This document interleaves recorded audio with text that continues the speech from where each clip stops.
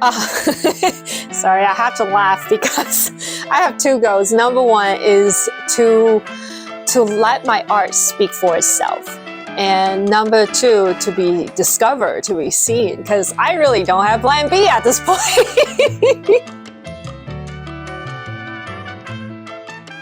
Hi everybody, Stella here. Welcome back to my studio. I just need to take a moment because I am actually very tired today, but I insisted I had to shoot this video because I would like to share with you all, especially I know I have a lot of artists who's watching this. I want to share with you guys my very first Surtex show, and this is behind the scene of how I'm actually preparing for it. Ta-da!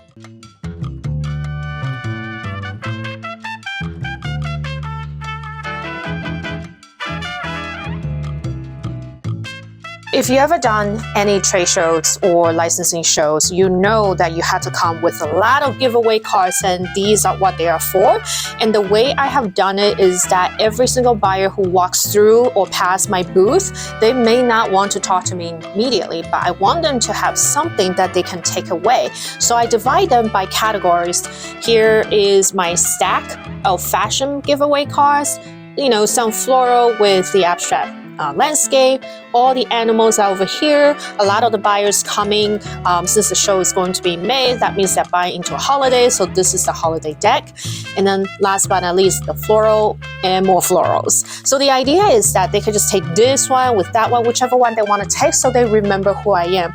What I have learned from working in fashion for almost 20 years, and I used to do a lot of fashion shows, trade shows, is that the sales usually doesn't happen on the spot. It happens during the follow-up. And the follow-up will only happen if they remember who you are. So you have to be able to give them something that they can take away with. Obviously, as a professional artist, you always have to have your business cards ready. I think I printed out like 500 of them. It's a lot more than what's needed.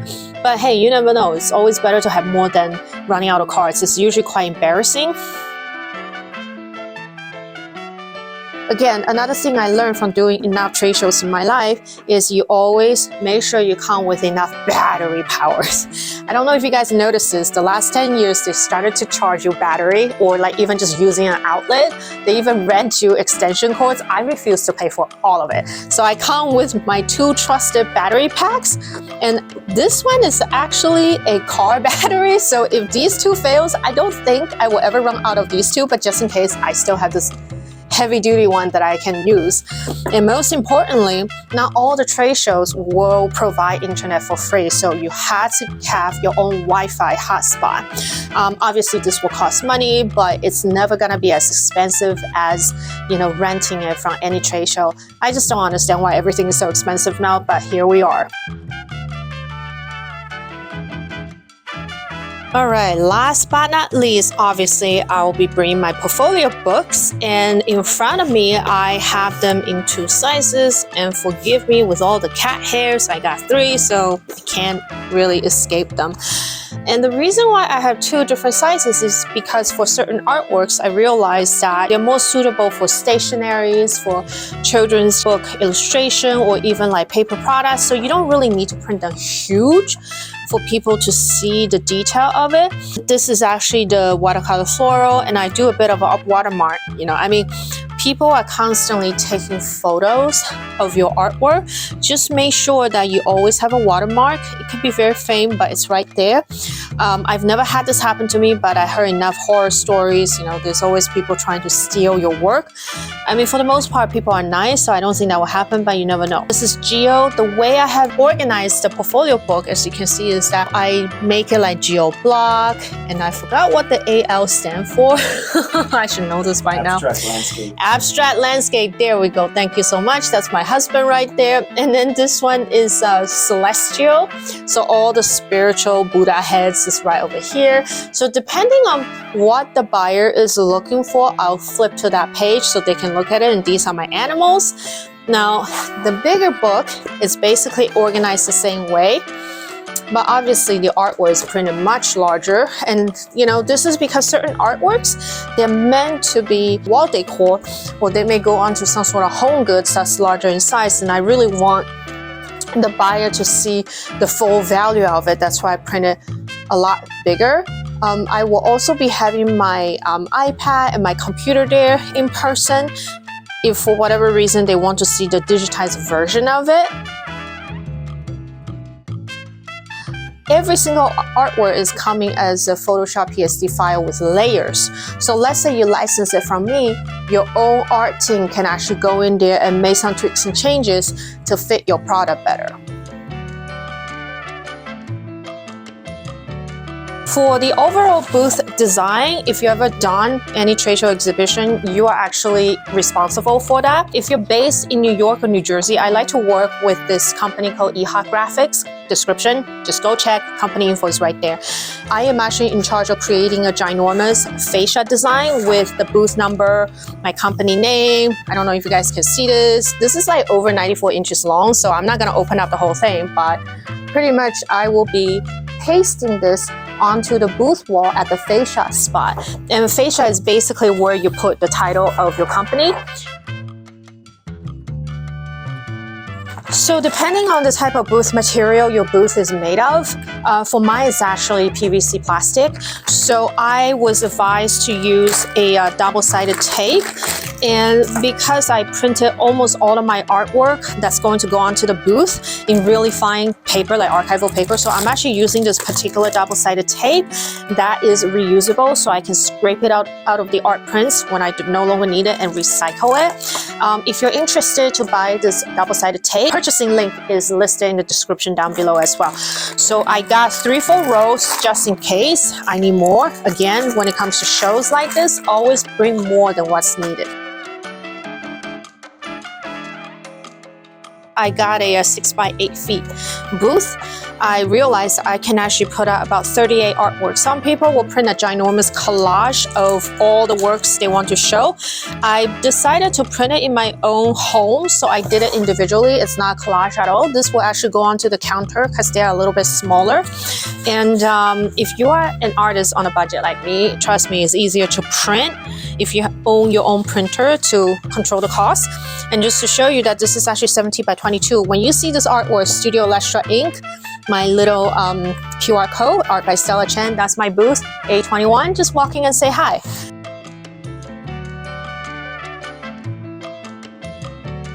So art licensing is basically the artist gives the right to print a select image onto a product that is manufactured by a manufacturer. And this manufacturer can be a company in any industry such as home goods, home decor, wall art decor company, or even stationaries, children's book illustration, publication company, paper products, and the list goes on and on and on.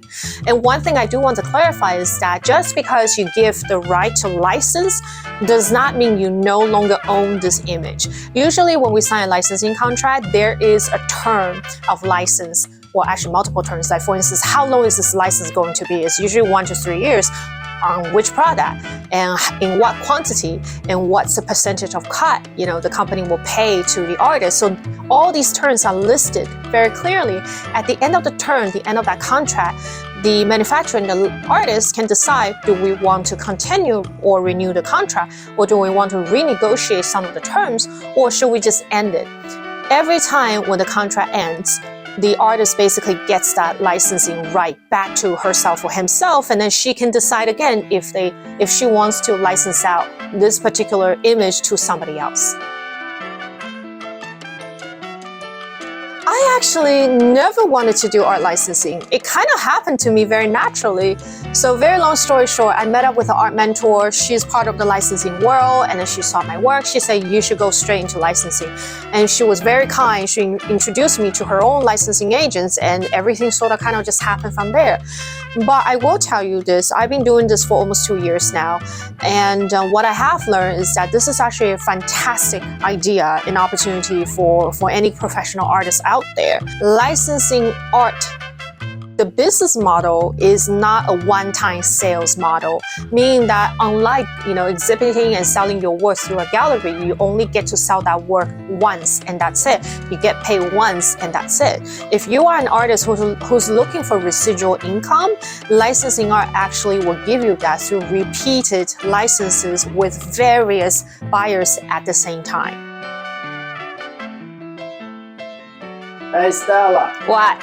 is art licensing for everyone? No, art licensing is not for everyone. Why not? Well, there are multiple reasons. Reason number one, do you like to paint things that you don't know how to paint?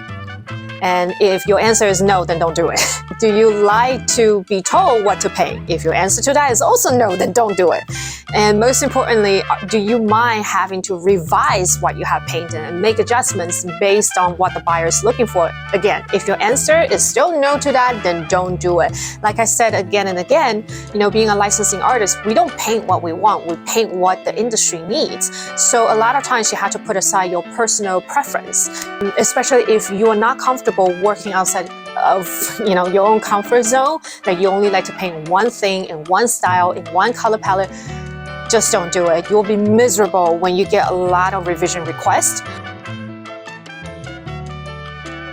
I'm expecting to see art buyers, from these home goods, home decor company. I think I was in contact with one, but no names yet because I don't want to jinx it. And I definitely have two people going to swing by my booth to say hi. So hopefully I'll get something out of there. But it's mostly art buyers. I also expect to see a lot of manufacturers, who create home furnishing and who may just need some accent to be printed or add or even embroider onto their home furnishing goods. So we'll see. In fact, I should actually do a post-show video and let you guys know how it all really went, right? This before and after. Okay, without getting myself into trouble, think about Target. That's a huge company. They have the home departments, they have the arts and crafts department. They also do back to school stationaries and planners. That's a buyer right there. You have Kohl's, all the major retailers, They also work with suppliers. Suppliers obviously include manufacturers. So their manufacturers underneath the Target umbrella, they will come and they themselves will also look for things that they can turn around and show it to the Target buyer. And then of course you have the much more niche and elevator interior design, firms. There's like Paragon Design, that's a really big one. And you also have let's say wall art print companies, lots of art prints company. There's the big Canvas, canvas.com, art.com, and the list goes on and on and on. Oh my God. Okay, so I was told, I joined one of the Surtex webinar, and I was told that you should come with at least 100 artworks ready to be licensed. A lot of the artists, they've been doing this for years and years and years, so they literally come with thousands of works ready to go. This is my year 2, and out of year 2, I have been sick for 1.8 years. So during the webinar, I have 12 artworks ready to go, and that was back in February, I'm sorry. So from February to today, I have 120 artworks ready to go. And there's a reason why the circles are getting darker underneath my eye.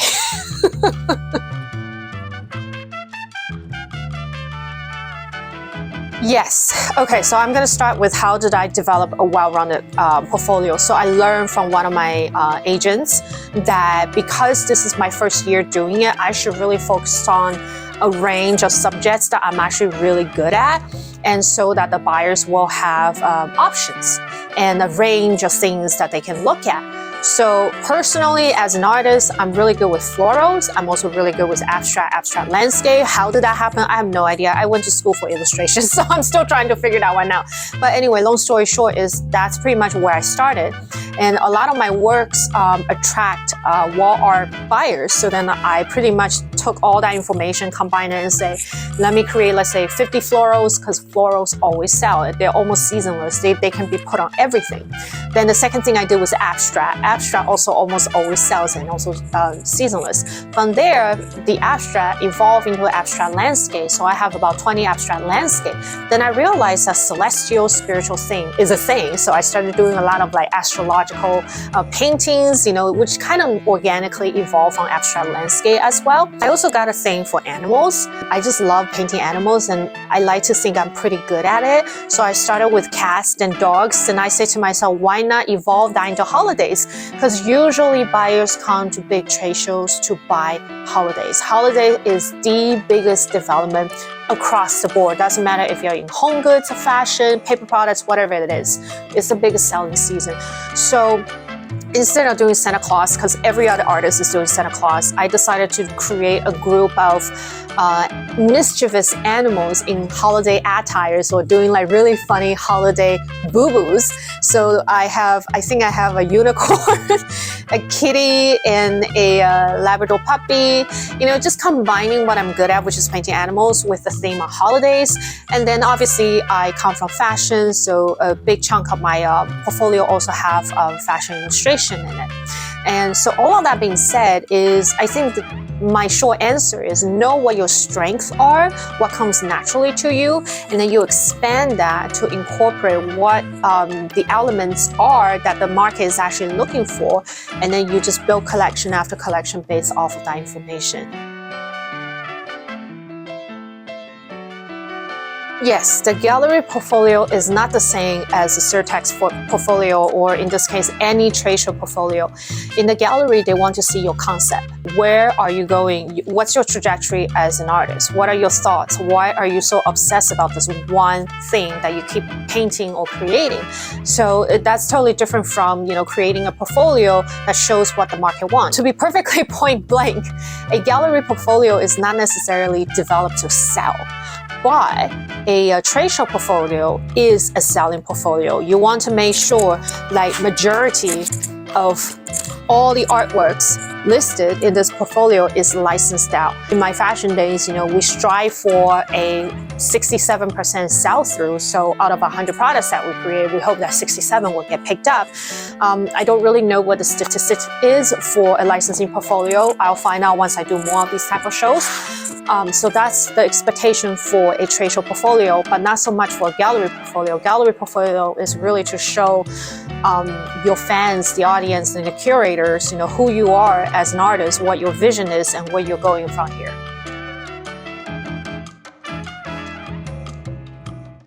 I would say let the market tell you that. I personally don't have an answer to that. Like in the very beginning, when I first started this whole journey, I have absolutely no idea what I was supposed to paint. So what I did was I didn't restrict myself what I should be painting for, you know, the market. And next thing I knew, my abstract was standing out. My animals were coming back, you know, repeatedly from different buyers. They were like, oh, can you do another one? Can you do another one? So have the market tell you if you should just focus on this one area or two or three or multiple.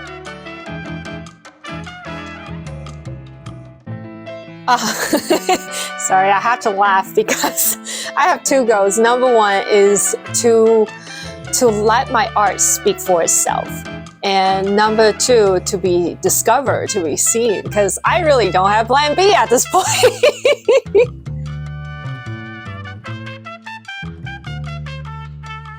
That's the million-dollar question, isn't it? I am not the best person to answer that because I literally just started my journey, and from my understanding, in order to see really good money, you need to actually let your licenses compound over time.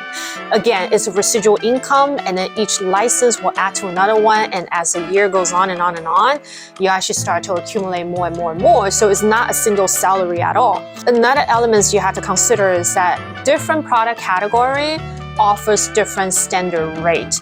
You know, like stationaries, like gift cards, birthday cards, it's like a 3 to 7% commission rate you get per order. And that order can vary from 1,000 gift cards to 30,000 gift cards. So it's almost impossible for me to answer that question. But what I will tell you is, having met up with some licensing artists who's been around for a long time, we're talking about 20, 30, 40 years, rumor has it, some of them actually make 30,000 a month. I have yet to see that number yet, but that's what I'm aspiring to. So stay tuned when I get there. Well, thank you so much for joining me in my studio today. I seriously need to get some rest before the show starts on May 9th to 10th, which is literally next week. So yeah, I will be doing another video, a follow-up video to this one, where I really talk about what really happened at Surtex. So it's kind of like an afterthoughts. So if you yourself are an artist and you're thinking about joining Surtex or becoming a licensing artist, definitely check out that video when it gets published. All right, ciao. Okay, last but not least, this is actually my uniform apron I'll be wearing at the show. Here's my name. Obviously, I'm the artist, so ask me anything if you don't get it. And then I most likely will be walking around with my my trusted pen, brush, whatever.